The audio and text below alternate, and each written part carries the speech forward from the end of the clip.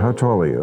Well, on my license it says 5'8". Me too. I'm closer to You're right. 5'7" and shrinking, as we're speaking. Do you think we shrink as we age? Yes. Is that a fact, or are you just? In my head, it's a fact. I think, I don't know if it, when you're young and you puff your chest out and you're strutting along and you got this big fuck off attitude, and then when you get older, you get a little meeker and you're just kind of like hiding, Well, you don't have to. But you're talking about something that's psycho-related, psychosomatic. Yes, if your attitude toward life is meek and don't hurt me, lady. I mean, yes, but if you stretch, I don't. Of course. Right. But also, I don't think my dick has gotten smaller. I would notice that. I would notice it, and I would care, and it would be reflected in the reviews. I think that. I think it's holding its own. I'm not down I know there. I'm holding my own. It's just one after another here. Okay. So you know what? I can't remember the last time I saw you, but first of all, I'm so flattered that you would come and do this. No, I mean it, because I know you got a million things going and you're a big rock star and it never stops.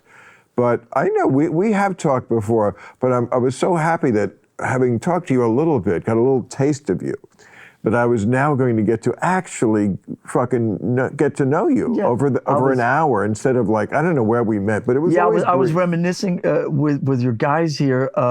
The first time you and I crossed paths, and the first time we were on a show together was back in the old Politically Incorrect days. Politically Incorrect, right? But that doesn't even count on ABC. But I was we were talking about who I was on with, and I was on with Dennis Miller. Dennis Miller. And I remember my big takeaway, because at that time, most of the press we were doing, we would do an interview with Kurt Loder. So this is the 90s. Yeah, this was in the spring of 2000. At that time, pretty much all the interviews in the press, we would MTV and music stuff, and it would be all sort of music-related stuff. And I'd never been on with a comedian before. And I sat next to Dennis on your show, and I remember he spoke 3 times louder than anybody I'd ever been around, on press or public. He was saying just, Bill, this and that, and everything was really, really loud. I was sitting next to him going, what the fuck? And I realized that when you're around comedians who are used to sort of talking on their own in a club or whatever, they speak loud, they speak assertive. Not me. And they're really... Not me. I'm not going to do that, and I don't want to. But I'm talking about. I don't want to be lumped in with all comedians. Dennis had a persona. Yeah. My persona is exactly who I am. Of course, I know that. Right. That is it. And I'm not putting Dennis down. Look, we're in show business. You have a persona too, by the way. Of course. Right. Of course. Yeah. And some of that is sprung from who you really are. I think the one reason why you're iconic, even to kids, which is quite a trick at our age, to be popular with kids, is because they love authenticity. It's the one thing they can be intuitive about. They're not taught anything in school, but they're savvy about who's fake and who's not. And they read that on you, and that comes out of who you really are. So yes, you have a persona, but it's based on. When I get up on stage, and I was doing an interview earlier today, and who I was talking to was like, when you get up on stage and you're pulling these crazy faces and you're so animated, and I said, you get up on stage in front of X thousand people, and you're in a zone, and you just lose yourself in that, and you become, whether it's a character or whether it's a persona or whether it's an exaggerated version of yourself, you definitely morph into something else. Also, you're beating something. You can't be beating something in a unanimated way. You can't play the drums timidly. It's a percussive instrument. In a band like Metallica, that's very difficult to do, to play it timidly. Yes, I will agree with that. And your friends, your fans would be crestfallen. It would be a travesty. So I don't know why we're even worrying about people. But yes, the point was, I knew you from way back, but we never really sat down. That's right. But I always did admire the Napster thing with you. That was like I was like, that's a guy who was after my own heart. not afraid to get boos. I would say that is like the rarest thing in show business. Do you have the balls to get booed by saying something that the audience, because most performers are pussy whipped by the audience. Now, you should definitely be led by the audience to a degree. You want to please them. I certainly do. But there are certain points where they should not be able to push you. And that certainly was not popular. That's a given. I fully agree with that. In the case of Napster, the intention wasn't to go out there and get booed. The intention was to go out there and stand up for what we believed in. Then the subsequent shitstorm that came in the wake of all of that completely caught all of us off guard, because we were throwing down the gauntlet for more of a back alley fight, and we didn't know that back alley fight was going to take place in front of the whole world. So, but generally, I fully agree with what you're saying. You know, when you put music out, or you're doing shows, or you put yourself out in some sort of creative space, you have to be able to take the punches. What we have done over the years is prided ourselves in never letting them know that they got to you. So when people talk shit or write something, you know, review style, you just go, that just, you know, that well, just, I mean, you know, filling stadiums is the best revenge or the best answer. Yeah, I mean, the old saying 30, 40 years ago, when, you know, remember, it was all about, are they selling out? Are you selling out? Is so-and-so selling out? And the answer was, yeah, we sell out wherever we go.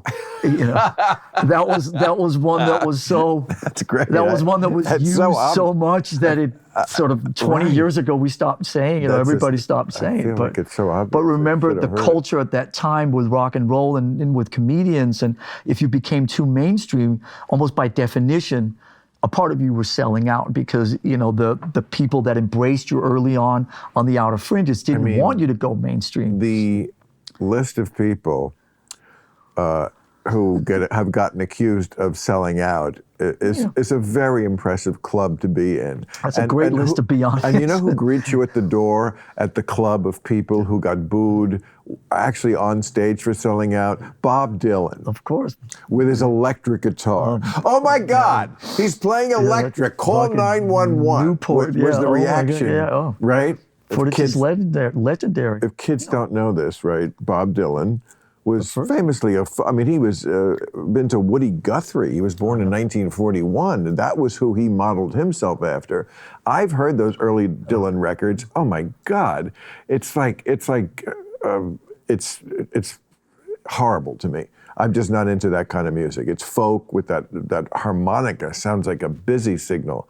Okay, so a note to self: never sound like a busy signal. Don't play the harmonic. I don't think you're in danger of doing that. But then Dylan became the voice of the generation, and "Blowin' in the Wind." Of course. And that's up. Okay, so "Blowin' in the Wind" is still his old. It's a good song, but it's still his old style. And then was it in '65 or something? I think maybe it was a year or two later. He showed up at Newport. I think it was '65. It was some festival, and Dylan showed up comes in Newport in Rhode Island. And is that where it was? Yeah. And plays the electric guitar, and shock, horror, and a whole generation fucking shit their pants and didn't know what to do. I mean, their whole like orbit, you know, their whole orbit just got thrown off track. And I'm sure, and of course, it's never the main bulk of the audience. It's a few pretentious assholes who probably write the reviews. Right? What difference does it make? He was playing electric guitar. Yes, and then he's going to use an acoustic guitar sometimes, just like all bands do. What a producer says, how do we make this record sound the best? Maybe it's electric on this. It had nothing to do with his voice, his poetry, and I think his music got better. I love... Same thing happened to us on our second album, Ride the Lightning. We had, the first album was 10 or 11, pretty moving along, thrashy rock and roll songs. And then on the second album, the fourth song in, Fade to Black, James was playing an acoustic guitar. Right. And the hard rock and heavy metal community went, Oh my God, Metallica just sold out. They have an acoustic guitar on their album. Whoa. Everybody was up in arms. And to this day, almost 40 years later, it's one of the 5 songs that we have to play in every concert and not to get tarred and feathered and chased out of town, you know? Well, I mean, Led Zeppelin, which is kind of known as the granddaddy of metal, but much of their stuff is acoustic. Yeah. And a lot of it roots back to English folklore music, and, you know, especially like Led Zeppelin 3. I mean, it's almost all in acoustic, you know. Led Zeppelin 2 and Led Zeppelin 4 obviously have a lot of rock stuff, but Stairway to Heaven and all those songs like the Battle of Evermore and all those are beautiful acoustic songs. And like a song like Stairway to Heaven, there's a great album to be made of songs that are so fucking good that they became so popular that then they somehow became uncool.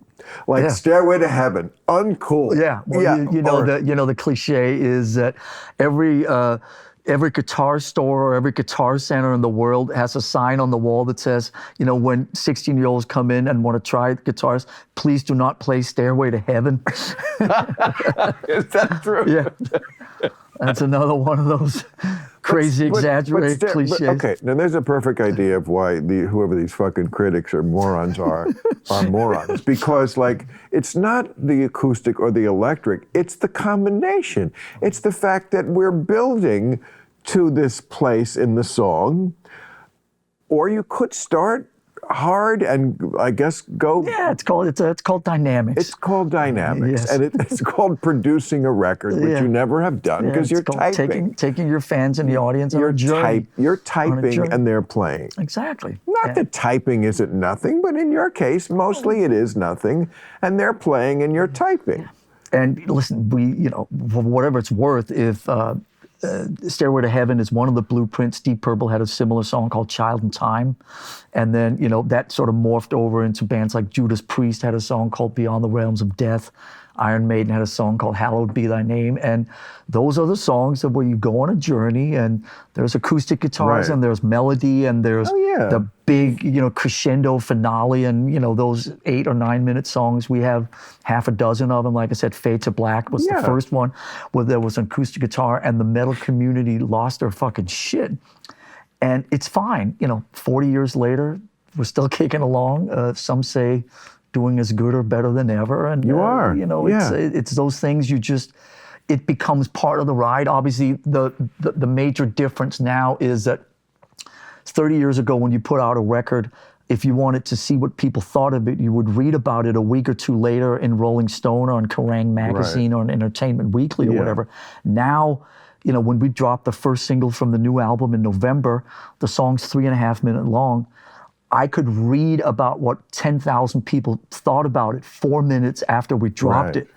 And that's a little bit of an upside down version of reading about it 2 weeks later in Rolling Stone from back in the day, you know what I mean? So that instant thing of having just comment after comment after comment accessible 5 minutes after you drop something is, you gotta, if you go below the line, as I say, then you gotta just make sure that stuff doesn't penetrate because it can fuck with you if you let it. So I'll occasionally scroll down there and somebody says, that sounds great, and that sounds like this album, that sounds like Kill 'Em All, and somebody else says these people should go kill themselves or whatever. And we take all of it in stride and it's fine, but that's a different part of the culture nowadays, obviously, than it was 30, 40 years ago.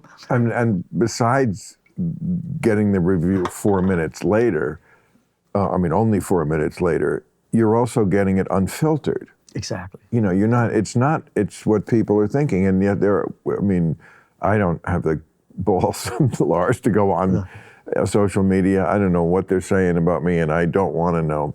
I'm sure there's... No, and just for context, I don't do it a lot. But when but you would know, of course you want to see what... But when you've been working on a record for a couple of years and you haven't been out of the house for 3 or 4 years, and then you drop a song, it's like, it's nice to share it with an audience and putting it all in perspective, 95% of it is positive, but there is always somebody who comes up with a very inventive way of saying something really nasty. And that's what the keyboard warriors, I wasn't they're sitting on their mom's keyboard, on their mom's computer down in the basement and typing away, and it's just part of what it is, and it's okay. They are, and it's okay. In their mom's basement. No, I was not putting you down for that. I was giving you props because I don't have the guts to do it. I really don't, and I should. I mean, it's always better. I can't even watch myself. I don't watch my own show, and I should. That would be better. You'd learn things. I would like to do that, but that you're right. There's always going to be one, and that would stick with me for the rest of the day. I mean, I don't have. Yeah. I guess people think I have thicker skin than I do, but no. I mean, I think we're all sensitive in show business. No, and we are, and of course. But there's a part of, I'll tell you, like early on when we were in our 20s and we were coming out of that, outside of the mainstream, we were obviously on the edge and hovering in that space. And, we wanted to explain ourselves and we wanted to have the mainstream rock audience understand what our point of views were and what was fueling us and our inspirations and all that type of stuff. And then when somebody would hurl something at you, it always felt like the best fuck you back to them was that it completely just bounced off you. So when they said something nasty to you, Metallica fucking can't do this, can't do that, they suck, they blah, blah, blah. Who's it was like, this? What do you, the best remedy was to ignore it and keep charging forward, because that, you know what that did? That wound them up even more because they were expecting to get into a confrontation with you and get into a debate with you. And when you ignored them, at least back in the day, that was the case. Course. Now it becomes this whole two-way street. The minute you engage, you're sort of caught in this thing, But I have to tell you, now, I'm a pretty fairly, I would say, astute observer of the music scene. I'm a music lover. I have a lot of music. Okay, I'm not in the business. I certainly have no musical talent. I don't read the trades every week, but just as someone who's not unaware of the music business or your place in it or your records, which I have in CD form, going back to, okay, so let me give you my impression of what you're saying, because it's not my impression. My impression is that Metallica, it's not music for everybody. It's a little too hard for a lot of people. But the integrity reputation, I feel, has never been assailed. I don't remember any. I'm sure you can always find it. But I feel like there are certain people on that level, like you never became anything close to a joke, even though you've been around. Just time can make some people do. And there are bands who are sort of known. They're thought of as soft, or sometimes it's not even deserved. Like I remember Hootie and the Blowfish had a huge album in the 90s and everybody loved it. And before even the second one came out, they turned on the first one. It was like, wait, this is the same thing that you said was great a year ago and now it's super unhip. Sure. So they don't, but I feel like there was none of that ever tainted Metallica. I feel like Pearl Jam is another band like that. U2, I would say, sometimes has done goofy things, like put out, forcing you to hear their record on your phone or whatever that thing they did, but not as a band, as a music. They've been around a while. And some bands just have, even in the snarky press, a great deal of respect. It never veers into what I feel like you seem to be aware of that I am not. No, I don't remember doesn't. any Metallica sucks. Yeah, no, generally. Like Nickelback sucks. Yeah, no, I've heard that. And not to knock Nickelback, I'm not that aware of their music, but that I know is a joke. I get it from my writers, like Nickelback. There are bands that get that. I feel like Metallica never got that. Remember when you were a teenager, you tried all kinds of ways to stand out and get your family's attention, like playing sports or getting good at an instrument, or if those failed, stripping. It's tough to stand out, especially if you're a business owner and you want to attract the most talented people to hire on your team. But ZipRecruiter makes it easy. And right now you can try it for free at ziprecruiter.com/random. How does ZipRecruiter help you stand out to the right candidates? ZipRecruiter's technology sends you great candidates for your job, and you can send a personal invite to your top choices. ZipRecruiter also makes it really easy for candidates to apply to your job.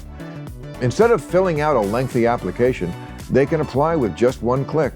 To help your job catch the eye of great candidates, ZipRecruiter also offers attention-grabbing labels like remote, training provided, urgent, and more.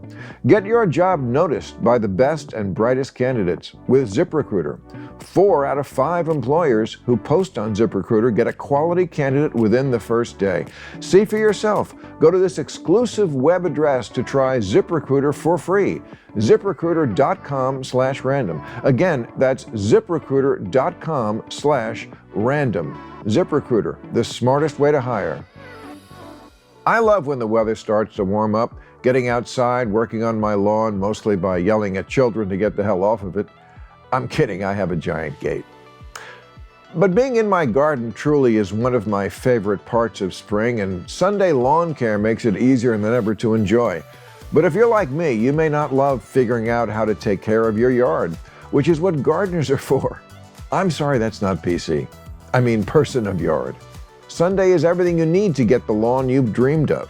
This spring, go to getsunday.com/random and enter your address to get a customized plan created just for your lawn. No trips to the store or hauling heavy bags since they ship straight to your home. You just need a hose to apply Sunday. They use no harsh chemicals, no long waiting periods, or trying to keep your kids and pets off the lawn. The kids won't listen anyway. Simply apply, let it dry, and you're back to enjoying your yard. Sunday is easy and affordable. Some lawn care services cost more than $1,500 a year, but Sunday's full season plans start at just $109. And Sunday is offering our listeners 20% off. Full season plans start at just $109, and you can get 20% off when you visit getsunday.com/random at checkout. That's 20% off your custom plan at getsunday.com/random. We're fortunate in that it has not veered off that track. You know, considering it's been 41 years, the bumps in the road have been thankfully few and far between. Of course, you brought up Napster yourself. In the wake of that, there was definitely some backlash. You know, when, like I said, the fade to black acoustic guitars. There's a few things, along, when we did this incredible song with Marianne Faithfull came in and sang this beautiful melody over parts of the song. A lot of the super hard rock fans couldn't quite sort of understand who Marianne Faithfull was or her place in a Metallica song. When we've done some things, say with the San Francisco Symphony, there's occasionally somebody that says, why are you doing something? We have always talked about our need to morph and our need to move around the musical landscape. And obviously, everything you do is not for everybody, but I'll agree with what you're saying. Generally, certainly compared to the artists that you just mentioned, it seems like we've had a pretty stellar ride with the critics and so on, and with the rock community. Yeah. For good reason. You earned it. And these people who are your critics, it seems like the theme I'm getting when you do get criticism, the theme is stay in your lane. And the answer to that is fuck you. Yeah, well, first of all, what is the lane? First of all, what particular lane? I know what they think the lane is. But I will say, if you put 10 of those people on that couch over there, they'll give you 10 different answers to what that lane is. Once you break it down, once you break it down into specifics, and so that to begin with is just a lost cause. It's not even a discussion that's worth. When you're an artist, you lose some and gain some. There are people who I think probably have steadier fan followings than I do or you do, because I quite frankly think they're less of an artist. Whereas, like, I have lost audiences because I will not bend the knee and say anything I don't really believe. There's a lot of woke people who think woke is the same as liberal, and it's not. It's very often the reverse of liberal. I know you get it from both sides. And I get it. But I mean, I've gone after the left a lot more in the last 5-10 years because they became much more fucking ridiculous. That is not a choice a lot of people would make, and you do pay a price. I've paid my price. I'm not bleeding about it. I'm happy about it because, if that's where you are, we're probably not going to see eye to eye. And I love to do the show for people who are like, oh my God, you said what I was thinking or I wish someone would say. And if I'm going to say things that are going to disappoint you because they're true or facts, Yeah, no, then you know you're gonna. And it's okay to lose. Yeah. It's okay to lose some because you know who you get. You get the people who belong with you. And that's same true of like your relationships in life. Are you friends with everybody you were in high school? Of course not. No, of course, no, right. You grow. Some people you keep, some fans you keep, and sometimes I'm glad that it's a dynamic thing, that it's constantly turning over and changing, and you're getting, you know, I'm sure your shows have like lots of young people. Well, they weren't even around for this shit. I mean, in the wake of the Stranger Things phenomena that happened last year, where all of a sudden, you know, Master Puppets and Metallica got introduced to a whole new audience because of one TV show. I mean, it's crazy how that keeps happening, that revolving door of kids that get to that point and then have to have their years with Metallica. But of course, we're not the same that we've been. Of course, we say things differently. Of course, we try to always, like you're saying, be true to the moment and true to what the beliefs are at that time. There is one additional part, which most of the artists that you mentioned are bands. And so it can be tricky sometimes, you know, if you're a solo artist or if you're a Bill Maher or if you're a comedian or any solo artist, you mentioned Dylan, or if you're a Springsteen or a Neil Young or whatever, you're writing just on your own opinion. If you're in U2 or if you're in Pearl Jam or if you're in Hootie and the Blowfish or if you're in Metallica, there's two things at play. Number one, the individual's opinion, and then a collective opinion. Yes. And sometimes part of the reason, like if you take, I don't know, Sting, he started off in a band, and then he went solo. Neil Young started off primarily in groups. So a lot of artists start off in collectives, in groups and gangs, and then they end up going, it takes too much work, too many resources, too much shit to make it function. It's easier for me to go do my own thing. If you notice that there are fewer and fewer bands in their 50s and 60s, you know, there's, you know, nowadays, obviously, there's the Chili Peppers and there's Metallica and there's, you know, Guns N' Roses and there's the Stones, you know, and Aerosmith. But I mean, look at the relationship between Mick and Keith. That's been well documented, how they couldn't be in the same room for 10 or 20 years at a time. I mean, I'm just saying it takes a lot of, we spend more time, effort, and resources on of making the band function.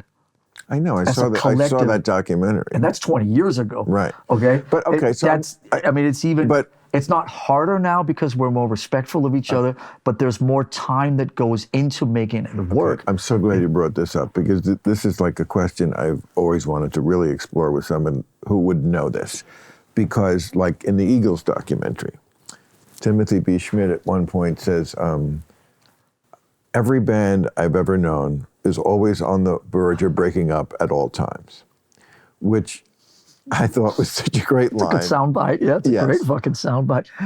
and it's, you know, it just made me think, yes, when I think of bands and what I know of them, or at least what the rumors are, it's a lot harder to name ones where they get along. I mean, U2 famously. U2, I think, if we were sitting here with a couple of guys from the Chili Peppers and a couple of guys from Muse and a couple of guys from other bands that are still getting along, we would all agree on one thing, which is that U2 is the ideal of being in a band that we all look up to because, you know, they function, but they were all more or less grew up on the same street and went to the same schools, and they've all known each other, and they have the same DNA running through their bodies. But that's true. For the entire, I mean, that's true of a lot of bands. That's the Beatles. Yeah, but it's also true. It's also not true of a lot of bands, including the one you're sitting here talking to a member of. I mean, I grew up in a very liberal, artsy upbringing in Copenhagen, Denmark. James Hetfield grew up in pretty much the opposite of any of those words here in Southern California, in Fullerton. Do you know what I mean? Kirk Hammett grew up in the Mission District, also in a very liberal sort of post-hippie upbringing, and Robert Tree. So the Beatles, yes, U2, but the Beatles also, I mean, they lasted 6 years. 10. okay, they put records records between out. 6 and so we put our last record out. There's longer between our last record and this record than the Beatles put records out. Right, I know. They put out 10 records. No, I know. And so you have to take some of that into context. So I'm just saying U2 is sort of U2 is the pinnacle of what we all aspire to because of the fact that they can still function to the way that they do. But you brought up the Eagles. Yeah. I mean, there are more versions of the Eagles and everybody else, the Crosby, Stills, and Nash and Youngs of the world, that just can't do this, and that it's easier for all of them to go and do the solo artist stuff. Okay, but let me I'm just interested in this. Now we've explored the few bands who are nice and stay together. That is it's a shorter conversation. Right, yeah. And you're in what? I mean, you guys have been together for 41 years. Yeah. Unbelievable.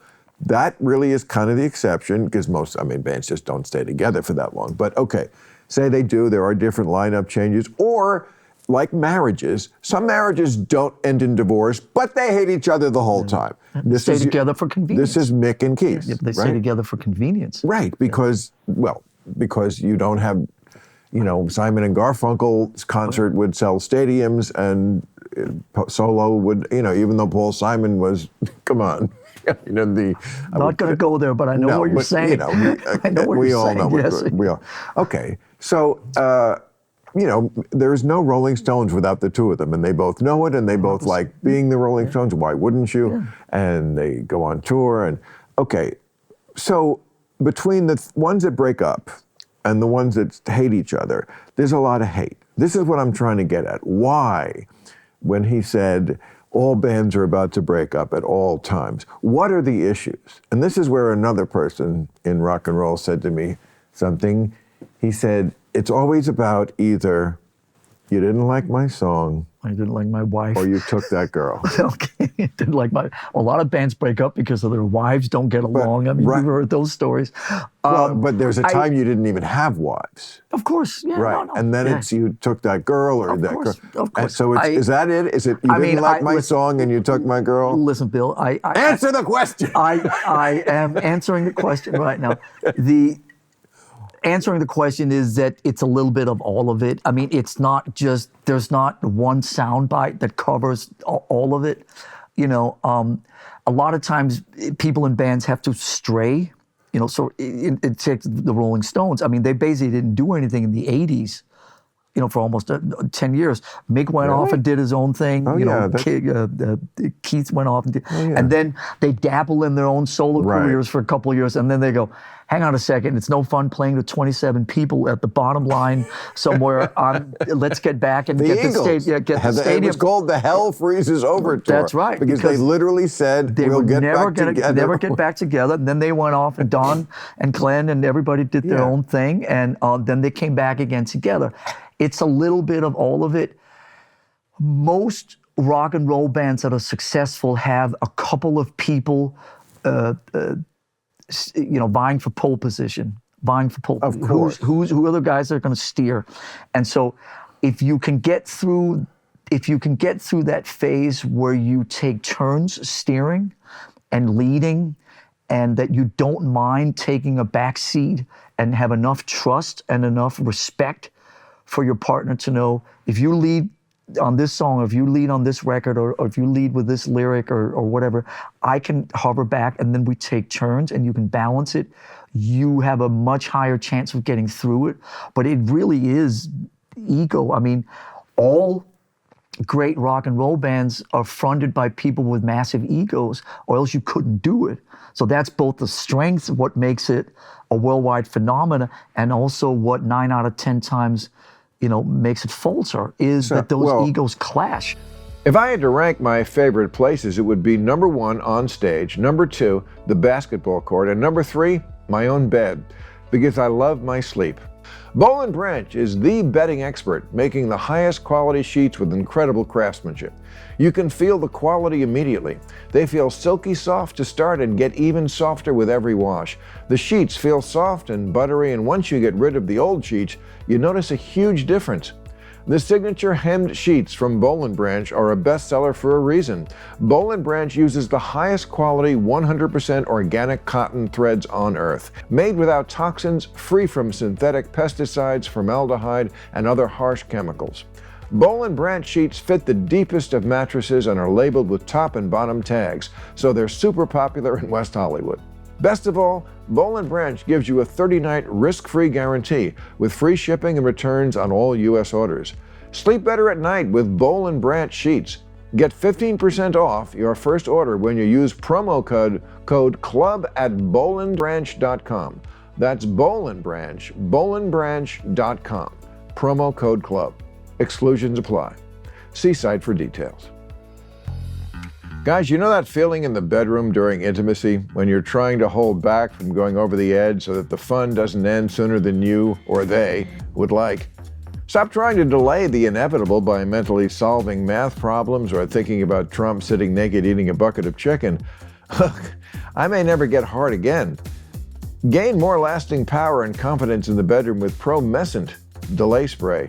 Their clinically proven and patented delay spray with anti-transfer technology absorbs into the skin quickly and completely. Look, women already have orgasms 30% less frequently than men, and they take nearly 3 times as long to get there. Hell, there is an acting class here in LA that specializes in teaching women how to fake it.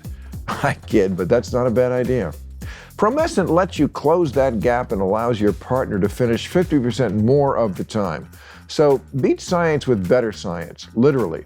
Join the over 500,000 happy couples and a few million miserable ones already using Promescent to enhance their intimacy. It's shipped free and discreetly. Plus, you get a 60-day money-back guarantee.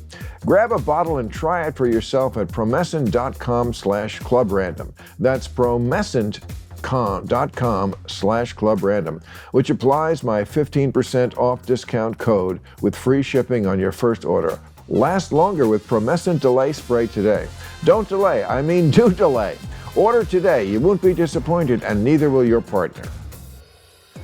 Do you like true crime? Check out Mind of a Monster, a true crime podcast from ID about history's most notorious serial killers.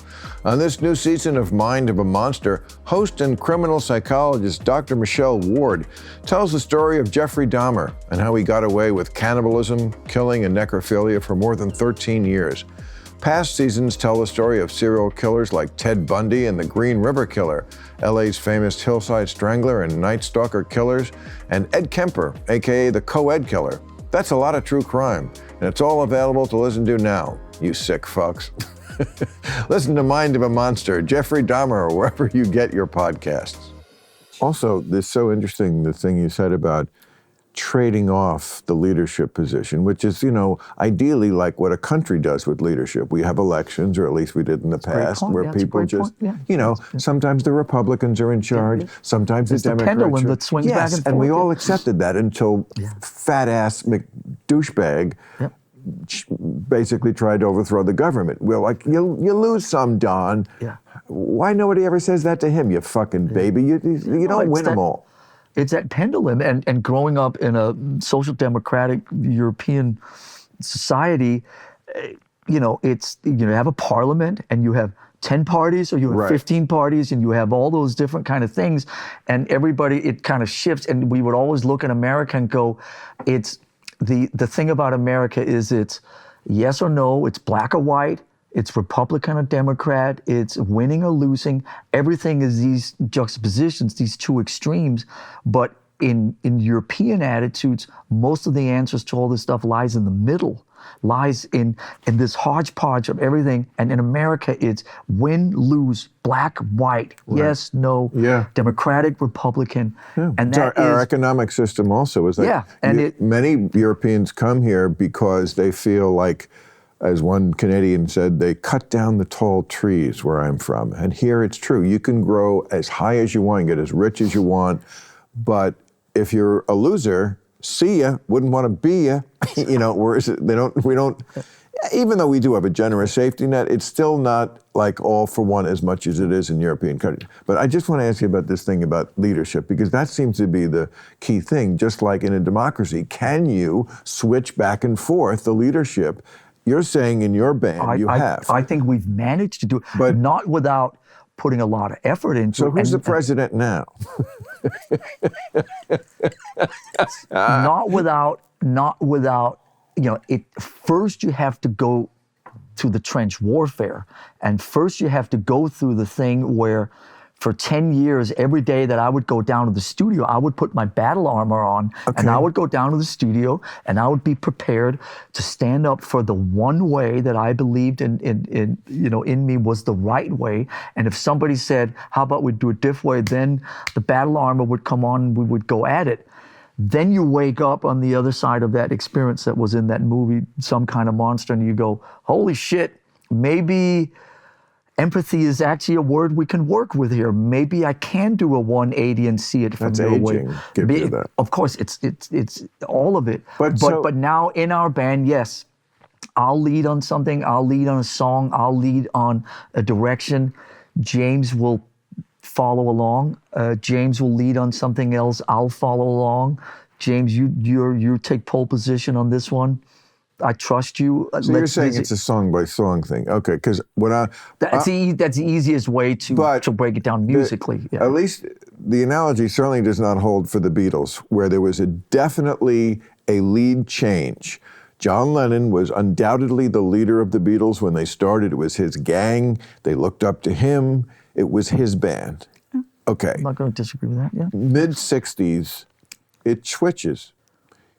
Paul McCartney becomes the leader of the band. It was his idea to do Sgt. Pepper. It was his idea they would do the Magical Mystery movie. It was his idea they, John Lennon was doing other things. No, totally. Yoko. But right there, I think you hit the nail on the head, is that these things can ebb and flow. By somebody else becoming leader or taking the pole position, that can happen in two ways, and that's important. It's not that the one guy comes up and removes the other guy. It's also, like you just said about Lennon, kind of pulled himself back because he got interested in other things. And so each one of those situations are unique in that sense, and there is an ebb and flow and a fluidity to it. And again, you said 10 years, so we could stick with 10 years. We're 41 years into this journey. I mean, we've had fucking. James and I started this when we were 17, and we're 117 now, and we're, so it's like those dynamics. They do ebb and flow depending on where people's heads are at. So this tour you're about to go on, right? Where it starts what day? It starts April, end of April 27th. So glad you reminded me of my tour. I'm not need that. I'm not in quite the size venues you are, but everyone has to make a living. Saturday, April 22nd. Oh no, April 22nd. They can't see both of us at the same time. I'll be at the theater at MGM National Harbor in Oxon Hill, Maryland. We're starting in Europe in April, so we'll be in Europe in April, May, and June, and then we start in America in August. Okay. And also Sunday, April 23rd, this is me again at the Durham Performing Arts Center in Durham, North Carolina.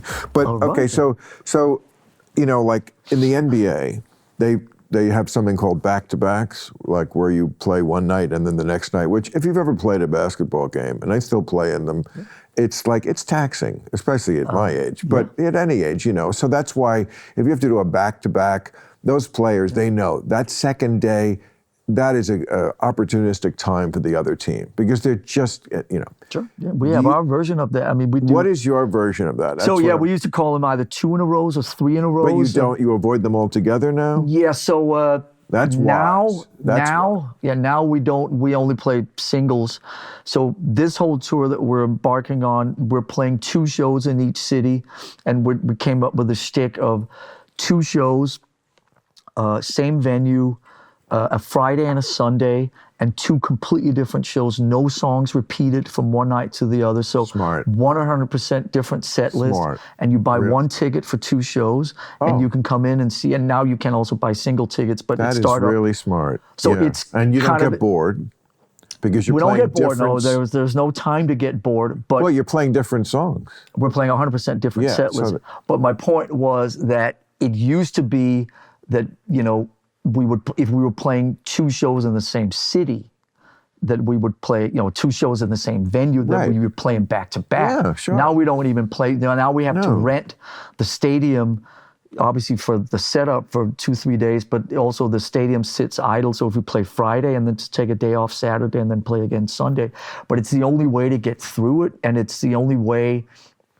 Finally, and maybe in the last 10, 15 years, we came around, and this is no disrespect to our managers, but we came around the other side and basically said, listen, we need to start putting some boundaries and some parameters around what we're willing to do, because back in the day, we would do 3, 4 in a row and then have 1 day off, and then 3 in a row and then 1 day off, and then 2 shows and one. And then, I'd have, a week off between going to Europe and America. And finally, like I said, maybe around the Some Kind of Monster thing, we took charge and said, we're willing to go out for this long, and, blah, blah, blah. And at one point, when I was fighting a child custody case between sort of like maybe 08 to 10, maybe give or take, we did a whole world tour for 2 years around not being on the road for more than 2 weeks at a time. We would play in Europe for 2 weeks, then come home, play 2 weeks, then come home, play, we did an American tour a week at a time. Because of the child custody? Yeah, and the other guys in the band Why, because you had to be in court or something? No, because I had 50-50 custody of my kids, and there was no budging on the... I see. So you came home just to be with them and to take them to school and stuff. Literally, I would take them to school Monday morning, and we would fly, and we would play 5 shows in America, Monday, Tuesday, Thursday, Saturday, Sunday. Sunday night, we'd fly home. I would be with my kids from that Monday morning for a week. Wow. And the rest of the guys in the band, God bless them, were gracious enough and kind enough to work with that. And it was a whole world tour for 2 years. So we were never gone for more than 2 weeks at a time. The rock and roll lifestyle was not really invented for accommodating custody fights. Let me confirm that for you. It's more for creating illegitimate... It was running away from your children. It's for not creating to be with children. Yeah, no, it was running away and hiding from your kids. Led Zeppelin fucked groupies with a fish. Among other things. Yeah. Well, I'm sure you guys got into lots of mayhem when you started. So what's it like now? So first of all, I must tell you, I tour like the ultimate baby, and I have for like the last at least 20 years. I do 2 shows, 2 cities in a row. But then you go home, or do you stay out? After the second show. So I'm not only staying over one night. That's as much as I can take. I'll go up and fly up to Seattle on Saturday afternoon and in my little plane. Yeah. No, then stay over in Seattle. Okay. Always the first city is always one that has like a great hotel. I'm telling you, I'm a fucking baby. And then I'll fly to the second city, whatever it is, Portland. There's nothing you're going to tell me that's any different than what we do. Trust me. And then I'll fly in and go right to the venue. I wouldn't even get a hotel in the second city. Yeah. Do that show, get in the plane, and fly home. And that is a baby. Yeah, we have a version of that called basing or hopping. Some bands do it. They call it hop. We call it basing for some reason. People always go free base. No, it's basing. So we use base cities. So we'll be, let's say we're playing. Let's say we're playing Scandinavia. So we'll park ourselves in Copenhagen, and we'll wake up in Copenhagen, and we'll fly up to Oslo, and we'll play Oslo, and right after the show, we'll be back on the plane. We'll be back in Copenhagen 10 or 11 hours after we left. And so you're in the same hotel room, or if you rent a house or an apartment. So you have that continuity going. And if you have For how long? Weeks? Yeah, we do 2 weeks, 3 weeks like that. And so you could play like... And that's your home turf. Right, I'm using Copenhagen as an example, but we do it with Paris. If we're playing shows on the East Coast, like we'll do it out in New York. So we'll stay in Manhattan, and everybody will have their kids and their families out, and we'll play Boston, we'll play Buffalo, we'll play DC, we'll play Philly, we'll play Pittsburgh, we'll play Charlotte, or whatever. We'll play all of them out of New York and just go to Teterboro at 2 o'clock in the afternoon. We're back at Teterboro at 2 in the morning. Frank Sinatra, his last years, he would only stay in one of 3 places. He would either be he had a home in Palm Springs in LA, and then one here in Beverly Hills. And then he would play Chicago, or he would stay at a hotel, at his favorite hotel in Chicago or New York. Sure. And you had to be able to reach the gig by, I think, helicopter. Yeah. So, or something, maybe small plane or something, so he could play St. Louis, but he'd be back in Chicago. Exactly. That's what. Exactly. It's like, we're in Chicago. We play St. Louis, Indianapolis. We're fucking old. We earned it. But it is. I mean, that's one half of it. But when I tell people about this, there's the other half of it, which is that it's an investment. It's an investment in your sanity. It's an investment in your health. It's an investment in your health, your sanity, and it's an investment in your longevity. Because people will sit there and go, well, that's more expensive because you're adding more plane flights or you're doing this. I go, yeah, it's more expensive, but it's an investment in being able to do it for many more years. You're still being a road warrior. I mean, you're out. This is a tour. People say to me sometimes, you're tour. I'm never on tour, and I'm never not on tour. I do a weekend every other weekend or so. That's about it. Do you ever hop? Do you ever wake up here at home and go to San Francisco, and then you come back here? Absolutely. Yeah. So it's called a one-nighter. Yeah. So you hop right back. So absolutely. I also have had some, I had to do Lake Tahoe last weekend, and there was a blizzard. And we had to fly into Reno and then drive over a mountain in a blizzard. It was just like the early days of comedy. It actually kind of felt. But there are, I hear what you're saying. But there are other advantages to it, which is we travel a lot at night. We fly at night, and when you're flying at night, you can actually get around quicker because air traffic control is not sitting there going, you got to wait 45 minutes for somebody else to take off, and so traveling at night, and also when you come off stage, you're off stage at 11 or 12, and you're still fucking wired after playing for 2.5 hours. And so if I go back to the hotel in Seattle or whatever, I'm going to sit in my room in Seattle for the 4 hours and stare at the wall. Right. So I may as well travel and get to the next city because then I can have a more relaxing day off the next day.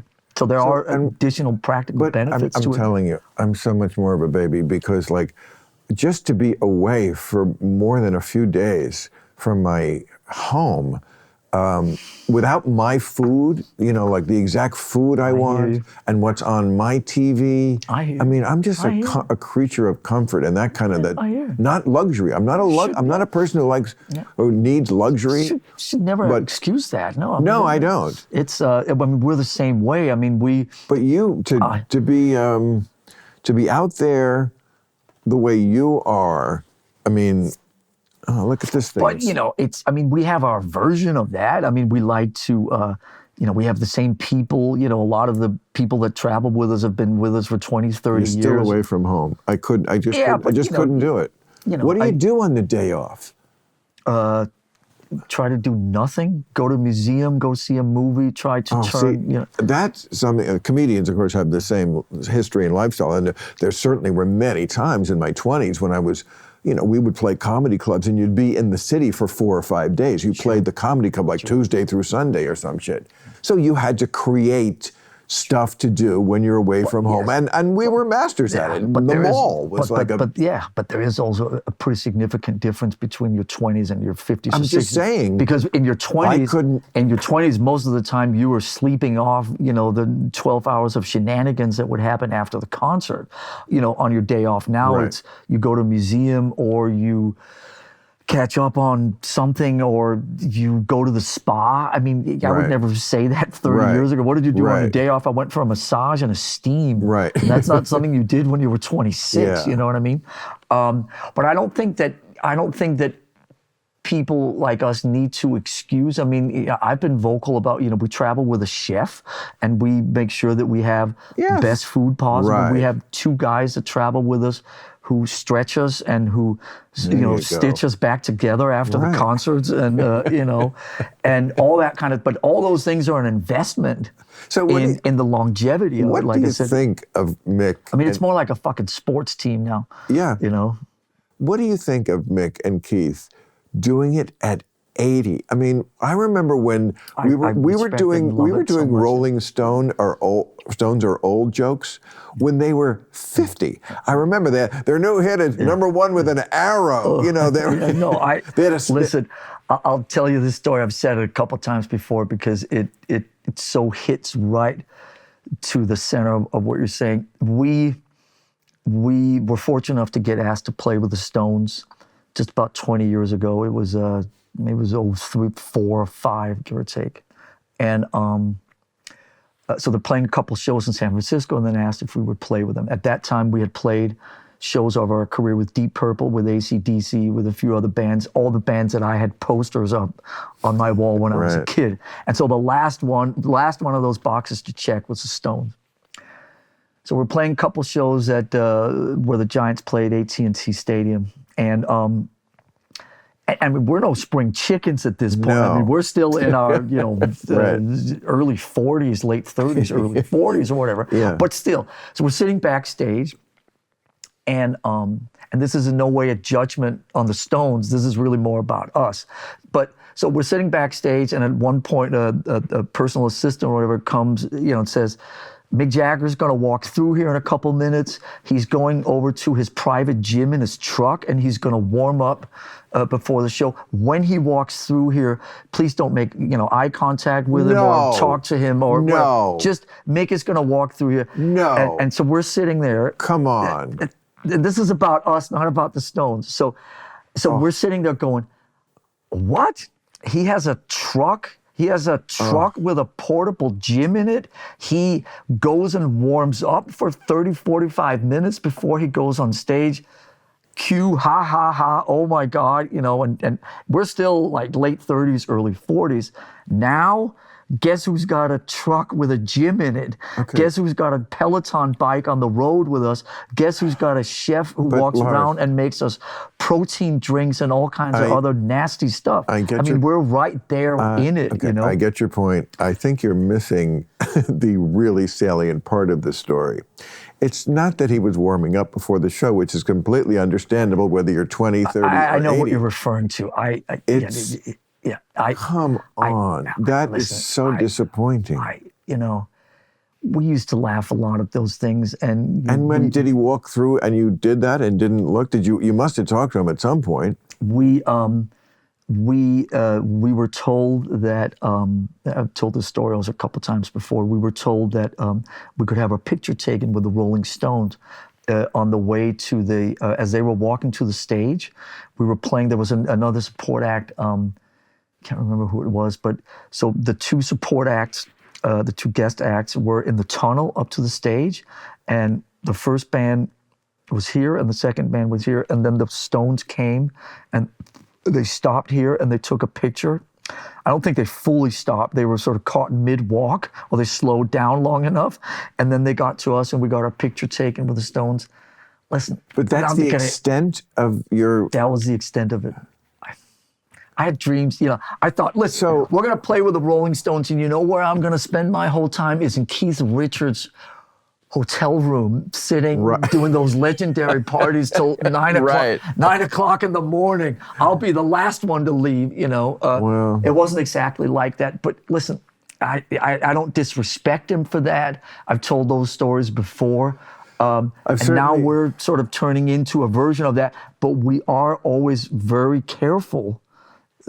I always go and say hello to our support acts. I look them in the eye. I ask them if there's anything they need. You know what it is? Called common courtesy. I was just going to say, just not even. We don't even deserve. No, it's a human thing. If somebody comes out and plays on a Metallica stage, I want them to feel at home. Especially, there's something. I want them to feel at home. There's also something involved here called professional courtesy. Yeah, professional courtesy. Like if you were like a very new beginning band, it still wouldn't be acceptable, but it would be a little more understandable. But you're a peer who had probably at that moment was selling more records than they were. It just seems, it's just so disappointing. And I've heard, of course, stories like this before. There's a very big rock star, I'm not going to say who it is.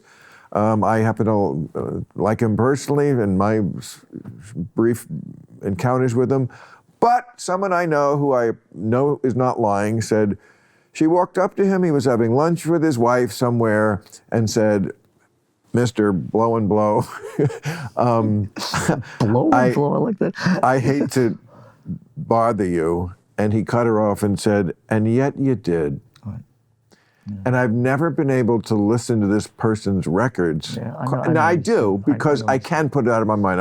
I'll play fucking R. Kelly here right now. I don't let anybody tell me Michael Jackson, anybody. The music didn't rape anybody, I always say.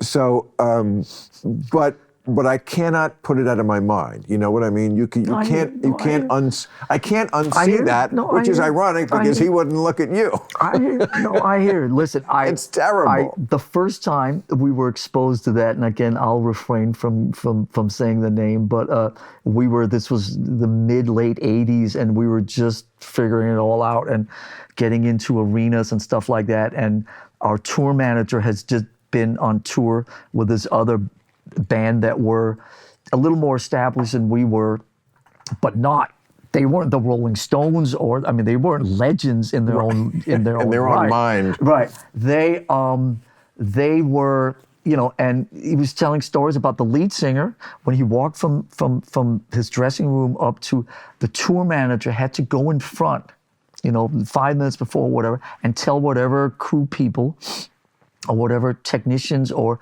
whatever awesome people make rock and roll shows go up and down and all that stuff, whether it's catering or all the people that work at these buildings, God bless every one of them, no eye contact allowed. And we were 25 years old, and we were just hysterically laughing, going how can anybody look at another human being and go, no eye contact allowed, when you're backstage sharing a fucking, what is that about? What is it take? It's like they're like some, primitive person in the Amazon. It steals my soul. Like they thought cameras did. I just don't understand why that is such an imposition to look at a person. I guess because then it invites the other person to talk to you, and then you got to talk to a person. You got to expend energy to nod in their direction. Now look, it is. I will say this. Like we probably both have been put in situations where it is taxing. Like like a book signing. Have you ever done a book signing? Oh yeah. Okay, so I was happy to do it, and like I'm not going to do it and not be like engaging with every single person who comes up with that book. I'm going to look in the eye and try to be, give them 30 seconds of realness. That Shake can be hand, taxing over an hour. But you signed up for it, so do it. But it's not taxing to walk through a room. I just don't get it. But okay, but what about being 80 and doing it? I mean, like, I'm telling you, we were making jokes about this for 30 years, about how old they are. And we thought 60 was pushing it, then we thought, wow, 70, 75, and 80. Obviously, 80. And it's not, obviously, in context, it's not just them. I mean, listen, Paul McCartney's still out there doing it. Neil Young, so many other incredible artists. At 80, a few at 80. You're right. Paul McCartney is 80. Paul McCartney turned 80 last year at the Glastonbury Festival. Yeah. I mean, all jokes about, Pete Townsend writing, I hope I die before I get old, and all those ones that have been thrown out there for 40, 50 years.